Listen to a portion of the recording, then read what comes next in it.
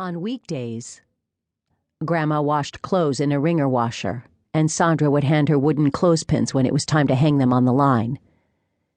Every morning she braided Sandra's hair, insisting the little girl look neat and presentable, then made everyone a hot breakfast of cinnamon sugar toast and oatmeal.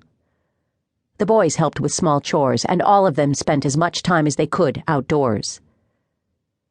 Her grandpa would often lift Sandra onto his lap whenever there was work to be done using the faded green John Deere tractor. He was grateful for the company after so much solitary farm work, and Grandma was grateful for the break from chasing a preschooler. Grandpa would fire up the old beast of a tractor until it chugged to life and lurched them forward with puffs of black smoke billowing from the vertical exhaust pipe. She would wait on the metal seat while he filled the tractor next to a big gas tank in the yard. "There won't be a single cow escaping once we're done checking this fence," he said as they bounced along, stopping occasionally to fix a wooden post or a stretch of rusty barbed wire. Sandra, who jumped from bed every morning and ran to the window to get a glimpse of the farm animals she considered her pets, worried that one of the placid cows might end up lost or hurt. Her grandparents marveled at her awareness of animals at such a young age.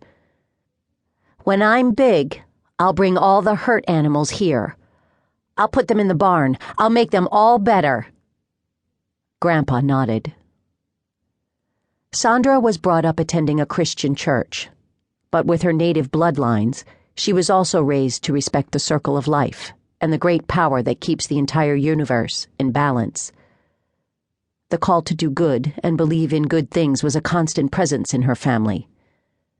At the table, they always sat with folded hands before the meal was served.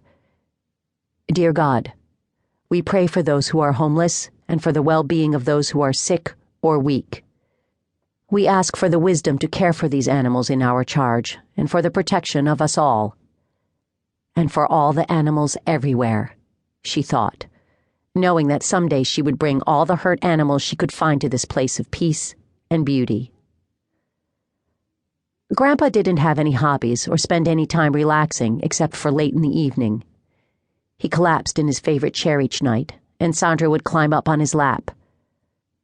She wasn't aware of the aged changes occurring in his body since he performed the difficult farm work without complaint. "Sandra, did you save any animals today?" He was truly interested, and not just indulging her childhood obsession. She nodded seriously. "3 worms and 1 grasshopper. They were lost in the grass, so I put them in the garden by a big flower." "You're a kind girl. God did good with you." He was right. Even when she wasn't completely good, she was never too naughty. She'd never even been spanked. She occasionally took advantage of being not only the youngest, but the only girl as well, especially on bath night. Grandma would fill a big galvanized tub with hot water from the stove. The tub was in the kitchen, the warmest spot, and Sandra got the first bath. She would take her time sudsing and playing until Grandma would finally pick her up out of the tub in exasperation. Each brother to follow was left with colder and dirtier water than the one before. Then, snug in her pajamas, Sandra would take off in search of Grandpa, who would, of course, be in his chair, and crawl onto his lap. The happy, hard-working life continued without a problem, except that the children rarely got to see Lolo.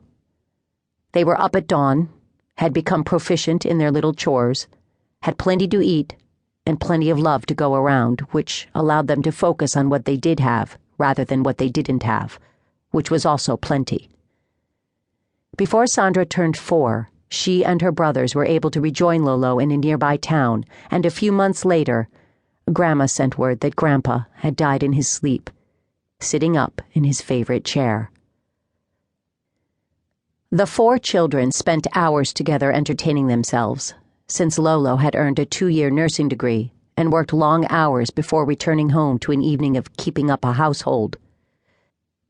She didn't earn nearly as much as a registered nurse, and with 4 kids and loans to pay, the family qualified for some government assistance. Each month, Lolo would pile the kids into the car, and they'd go together to pick up a